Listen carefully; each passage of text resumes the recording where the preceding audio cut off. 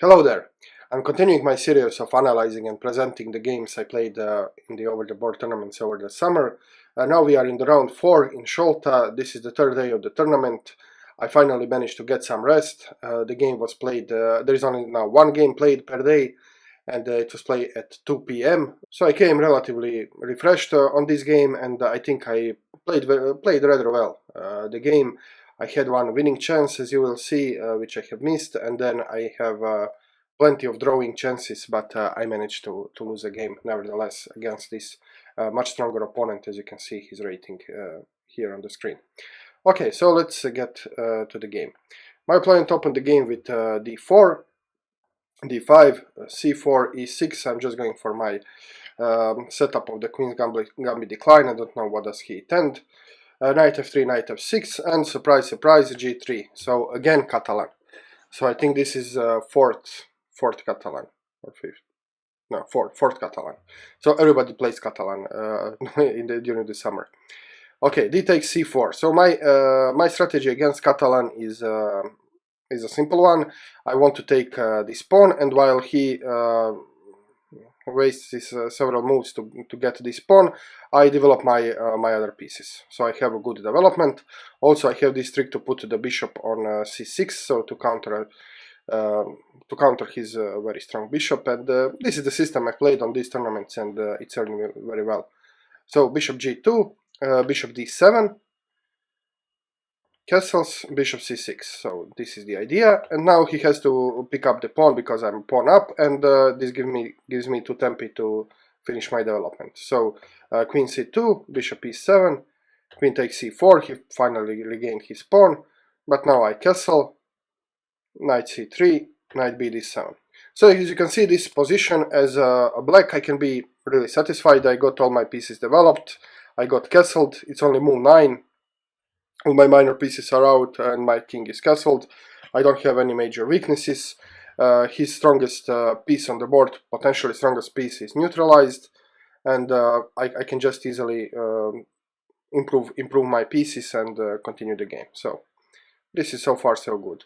Bishop to f4, he's also developing, and you can see also when you analyze the games of the stronger club players. So my opponent is definitely a strong club player. You can see that they develop as soon as possible. So also after 10 moves, after only 10 moves, he got all his pieces out, and his pieces, because he's white, are more active squares. He has his queen developed and his rooks connected and castled.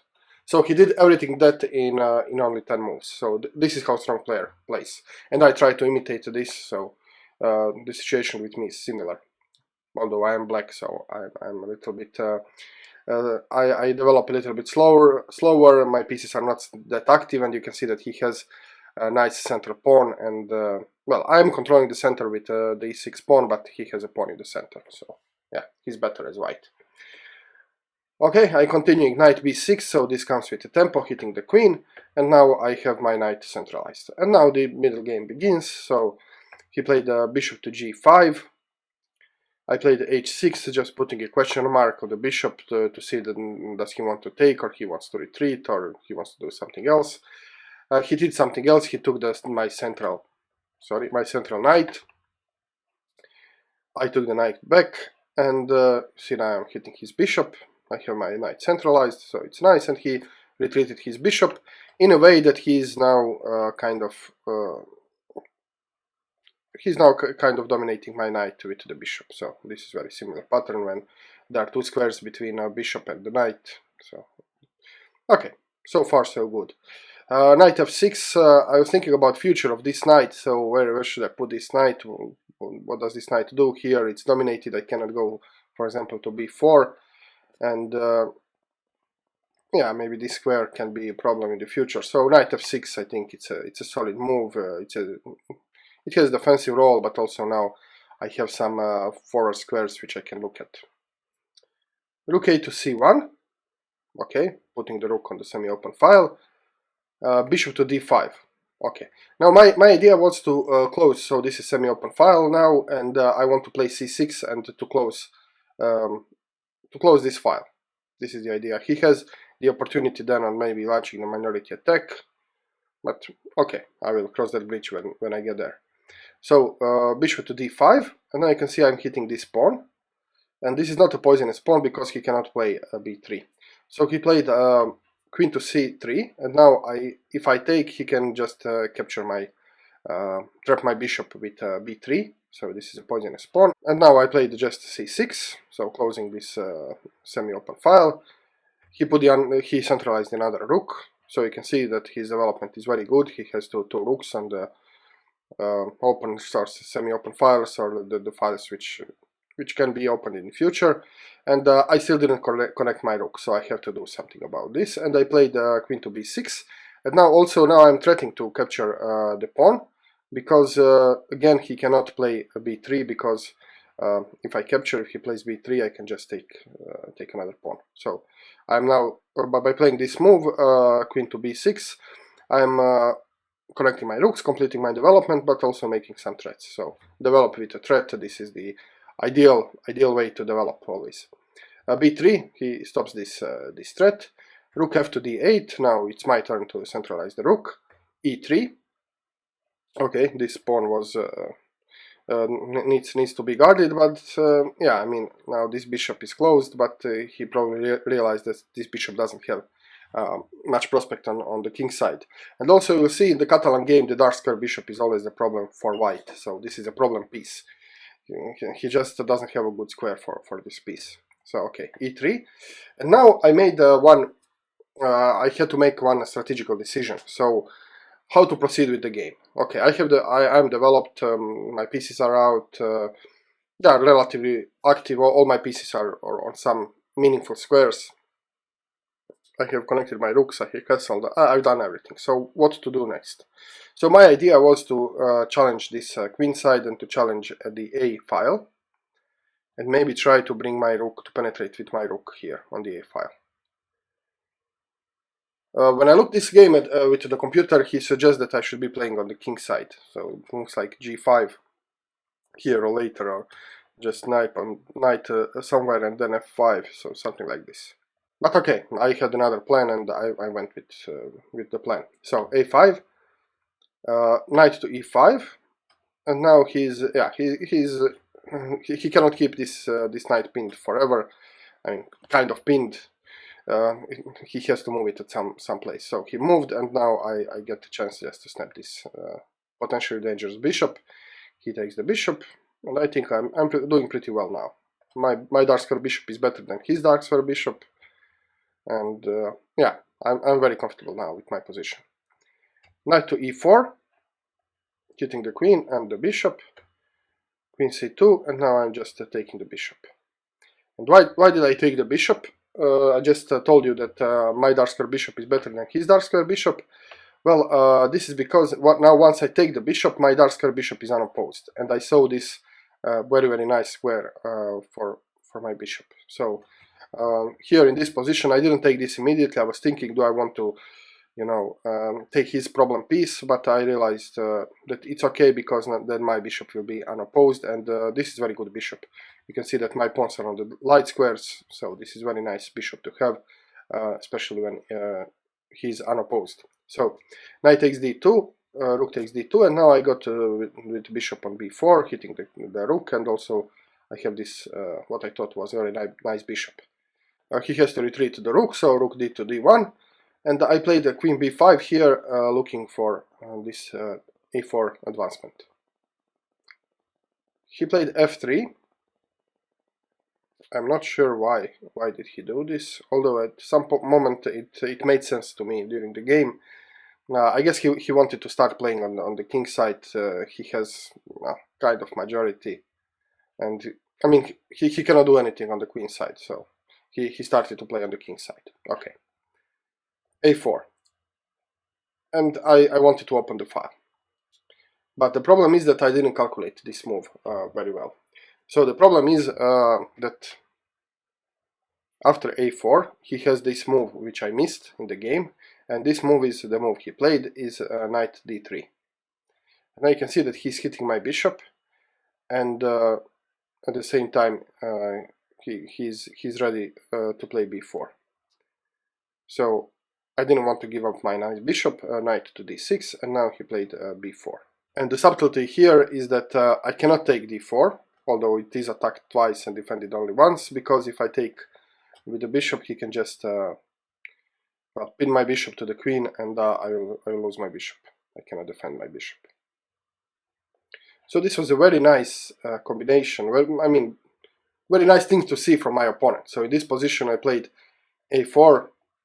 I had no idea that he can pull, or he can play knight to d3 and then push the pawn. Yeah, so this is very nice.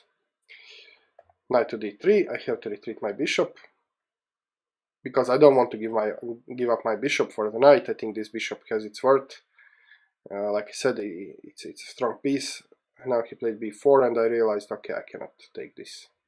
And now suddenly this pawn of mine, which is supposed to be a hero in the position, breaking open the files and allowing me to penetrate my opponent's position, suddenly this pawn becomes a liability. It's a weakness. It's disconnected from the other pawns. Even if I can play b4, then this is a weakness. So yeah, very nice thing by my opponent. And here I will very soon lose this pawn. I mean, you will see the game how it continued, but it's very hard to maintain material balance here. But still, it's not a lost game. Yeah, I can play for a draw. So here I played a3, hoping that somehow b4 will become a weakness. So I'm disconnecting his pawn, so this pawn cannot be defended by another pawn. So I was hoping that this could be a weakness. So when this pawn, my pawn, falls, then maybe I can take this. Something like this, and the engine approves. The engine thinks this is fine move. Rook to b1. Okay, now the game on the queen side begins real play. Rook to a4. So I'm trying to address this, attack this weakness. The queen to c3. He's defending. Rook d to a8. So I'm now defending this guy and trying to bring my other pieces in the game. So it becomes now very complicated, very crowded. He played e4, so he continues with his plan of playing on the king side. And well, here I was thinking that maybe in this position the queen side is kind of locked. I didn't see what progress could I play on the queen side. So I was thinking maybe I should try to move the game on the king side, but at the same time I need to be ready to come back to the queen side if things get complicated. So this was my rationale behind the move which I played, and this is queen to g5. So yeah, I am kind of making some game on the king side, but at the same time it's very easy for me to get back to the king side if need be. So no real plan here, just trying to see what will happen, trying to play on the both sides of the boards. This bishop effectively placed on the both sides of the boards. This is the advantage of having the bishop, especially when the bishop is strong. Knight to c5. He's now hitting my rook, and also you can see that this, yeah, he's hitting my rook, and this knight is very strong here on the outpost. So at this moment I decided to depart from my bishop. I just didn't want to have this annoying knight. I mean, this knight can go here, this knight can attack this pawn, it's attacking the rook, all these squares are weak. So I just got rid of this knight. Okay, b takes c5, and now I realize that this pawn can be attacked several times, and also I realized that I mean, by taking with the b pawn, I now have a backward pawn, which is another weakness. So now I have two weaknesses, and I cannot cover them both. So I think at this moment it's almost impossible not to lose a pawn, either b7 pawn or a3 pawn, because my king is far away. King cannot participate in the defense. So queen e7. Now I got back, like I told you. This is this g5 move is queen g5 is intended to give me a retreat square. So I went back. Rook to b3. He's now hitting this pawn and also this pawn. So queen to c6. I'm trying to hold the position as long as I can. Queen d to b1. Now everything is under attack. You can see this pawn is attacked twice, so I need to defend it. I try to defend with my rook, but now rook to b6. You know, everything starts to look very complicated, and now he can even bring his queen here and triple on this pawn, so it's impossible to defend anything. So I play this move, rook. I just put my rook to a6, rook to b3, queen to c8. I'm trying to do something, but and he now decides to exchange everything and to win a pawn in the process. Yeah. Okay, so you see that this pawn finally fell. I mean, it was either this pawn or this pawn, so this pawn fell. But well, this is the bad news. The bad news is that I lose the pawn. But the good news is that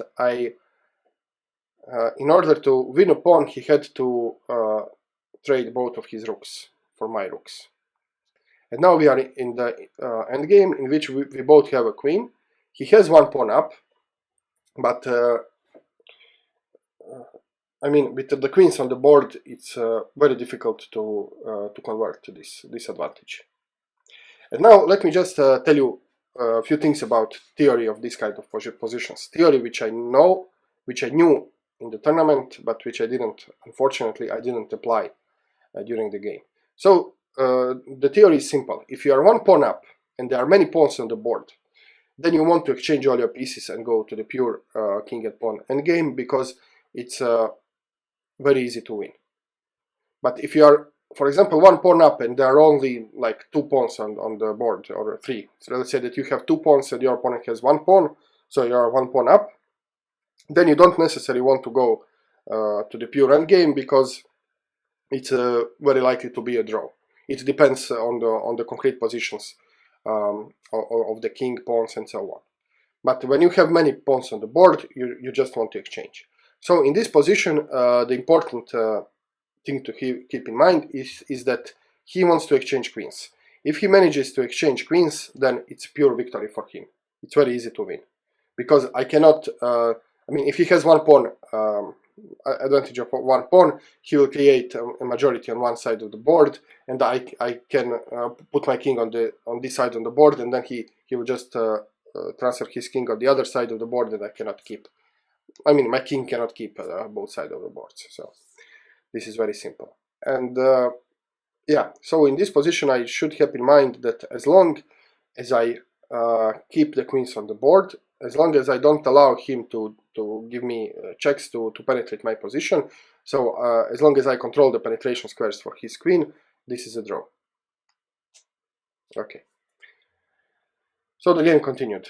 Queen to d2, you can see that, yeah, now I have this penetration square, very strong, with the check and also with potentially winning the pawn. So he's also cutting away my penetration squares. Queen to c4, okay, I'm centralizing, I'm trying to do something. f4, I'm bringing up my king to f3, and now f5. He takes the pawn, and I now can insert this check. King f2, e takes f5, queen b2. Okay, now he's attacking my my pawn here, but he didn't see that I have one very nice move, and this is queen to h1. So I can penetrate his queen to h1. So now I'm penetrating his camp, and yeah, he can take this pawn, but I will check. I can take more pawns than he can, and he cannot perpetually check me because I can just retreat. So if he takes this pawn, he will lose at least 2 pawns. Okay, so he realized that he doesn't want to take this pawn. Instead, he played king to e3, and now my mentality was that I wanted to draw this game. I was afraid, you know, he's a much stronger opponent and he's a pawn up. So I was hoping that I could draw with just with perpetual check. So I made some checks. Check, he moves here. And now, this is my winning chance, which I have missed. So the winning move here is just to take the pawn, and then to exchange queens. So this wasn't playing the game, but this was the winning combination here, and the engine gives like -6. So take the pawn, he moves, I take the queen. And now I have majority here, I can create pass pawn here, and he doesn't have pass pawn, he cannot create pass pawn here. You know, this pawn is guarding this pawn is guarding this, and I have my king which is very close to stop at any advancement. So the game here could continue. I'll just show you the engine variation, but actually it's very simple to win from here. So we just bring our kings up, and then I play, for example, g5, just trying to make a break, and now I bring my king up, and now this is the break, and now I'll create a pass pawn here. So once I create a pass pawn, he has to go and stop it, and then I just grab his pawns, and this is easy victory. Okay, so in this position I had a chance to actually win the game, just by taking this pawn and then exchanging the queens. But I was so focused on giving the perpetual check that I did even make some calculations, but I couldn't see this so far. So I played queen to f2, trying to giving away my winning chance, my only chance to win the game, and going for the perpetual check for draw instead. Queen c3, and now okay, I just put some checks. I will not spend much time on this. I'm just trying. We repeat it here twice. You can notice. But yeah, he didn't want to draw, so he put his queen. Yeah, I'm trying to give some more checks, and at some point he escapes the checks. Okay, now I cannot give a check. I mean, I can give one more check here, but then he'll just block with the queen. So now, at this moment, I realize that my perpetual check tactic will not work. I will not be able to give perpetual check. And also, at this point, this was the point in which I got amnesia, and I completely disregarding the basic rule that if your opponent is one pawn up, and there are many pawns on the board, then if it goes to the pure king and pawn endgame, it will just be a simple victory. So I did in this position what you should never ever do, and this is to trade queens. I don't know why. I mean, okay, it was like 4 hours, so 4-hour long game already. So maybe I have to work on my physical form just to keep my mind sharp after 4 hours of playing. So instead of just playing queen to a6 and just continuing, just holding the position, controlling the penetration squares, just making sure that his queen cannot come to my camp, and this is easily achievable. I mean, if he goes too wild, I can check him. So I think after queen to a6, it will be easy to hold the draw here. But nevertheless, yeah, I just took the... I exchange queens, and now this is completely easy victory for him. And I can just go quickly over this. I mean, we will both to put up the kings. He closed the king side. Now you can see king side is closed. And I will very soon be in Zugzwang, so what can I play here? Check. He goes here. Yeah, there is no way. Check. And here I resigned. Because you can see that, well, what can I do? He can just go on and promote the pawn. Once I take the pawn, he'll just take this pawn, and then he'll just be fox in a chicken coop. He'll just take all my pawns and easily win the game. Yeah, so I lost this game. I had one winning chance. I have easy draw, let's say, but I blew it up because I disregarded the basic theory regarding king and pawns endgame. And this happens, as you can see, all the time. So I play these much stronger opponents. I play good openings. I play good middle game. I go to the end game with equal chances. I even have some winning chance at one moment. I have an easy draw, but then somehow I lose. So yeah, this is the same scenario which happened over and over and over again in this tournament. So the good news is that I can play with the 1900 player. I'm not swipe on the board. I can even get to the positions which are better. I can even create winning chances. but I just need this final touch, this something in which I will start to exploit these winning chances and actually started winning the games. Okay, thank you very much for watching. I hope you enjoyed the video. I hope you learned something. I hope that after watching this video you will not make the same mistakes I did in this and the other games.